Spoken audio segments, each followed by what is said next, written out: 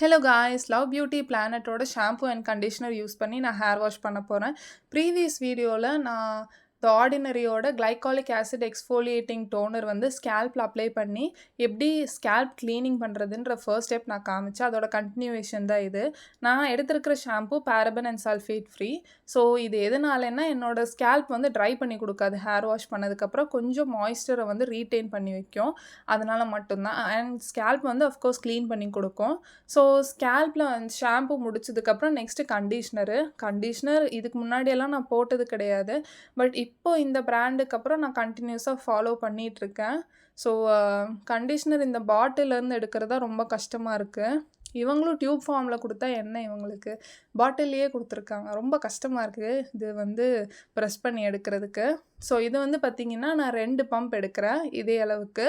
So அது வந்து லென்த்தில் மட்டும்தான் நான் தேய்க்கிறேன். ஸ்கேல்பில் வந்து தேய்க்க மாட்டேன். ஸ்கேல்பில் வந்து கண்டிஷ்னர் நம்ம வந்து தேய்ச்சா நம்மளோட முடி கொட்டும். ஏற்கனவே நான் முடி வளர்த்துறதுக்கு தான் இந்த வேலையெல்லாம் பார்க்குறேன். ஸோ முடி கொட்டுற வேலையெல்லாம் பண்ணவே கூடாது.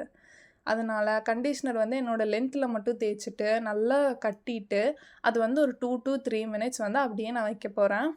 ஸோ இதை வச்சதுக்கப்புறம் நல்லா ஹேர் வாஷ் பண்ணிக்கணும். ஹேர் வாஷ் நல்லா பண்ணிக்கிட்டேன். ஹேர் வாஷ் நல்லா ஏன் பண்ணணும் அப்படின்னா, அந்த ப்ராடக்ட் நம்மளோட ஹேர்லேயோ ஸ்கேல்ப்லேயோ இருந்ததுன்னா அதனாலேயே நமக்கு வந்து பார்த்திங்கன்னா மறுபடியும் முடி கொட்டும்.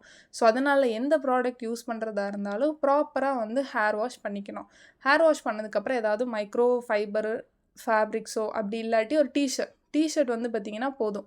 அது வந்து நார்மலாக எல்லாருக்கிட்டையும் இருக்கும். பழைய டிஷர்ட் இருக்கும். அது வந்து பார்த்திங்கன்னா உங்களோட ஹேர் வாஷ் பண்ணதுக்கப்புறம் ட்ரை பண்ணுறதுக்கு நீங்கள் அந்த மாதிரி ஃபேப்ரிக்ஸ் நீங்கள் யூஸ் பண்ணிக்கோங்க. ரொம்ப நல்லாயிருக்கும். என் ஹேரில் இருக்கிற எல்லா வாட்டரும் வந்து அதுவே எடுத்துரும். ரொம்ப ஃப்ரிஸ்ஸெல்லாம் ஏற்படுத்தாது. ஸோ வந்து நல்லா ட்ரை பண்ணிக்கோங்க. நான் நார்மல் லைட்லேயே ட்ரை பண்ணிக்கிறேன். என் ஹேர் வந்து பார்த்திங்கன்னா எவ்வளோ வேவியாக சூப்பராக இருக்குது. ஆனால் இதே மாதிரி இருக்காது நெக்ஸ்ட் டேயில். அப்படியே பறந்து ஒரு மாதிரி வித்தியாசமாக இருப்பேன். இது வந்து ஹோஹோபா ஆயில் வந்து பார்த்திங்கன்னா நான் நிறைய ரிசர்ச் பண்ணேன். முடி வந்து பார்த்திங்கன்னா ஃப்ரிஸ்ஸாக இருக்கிறவங்களுக்கு சூப்பராக இருக்கும் அப்படின்னு. அதெல்லாம் ஒன்றுமே கிடையாது.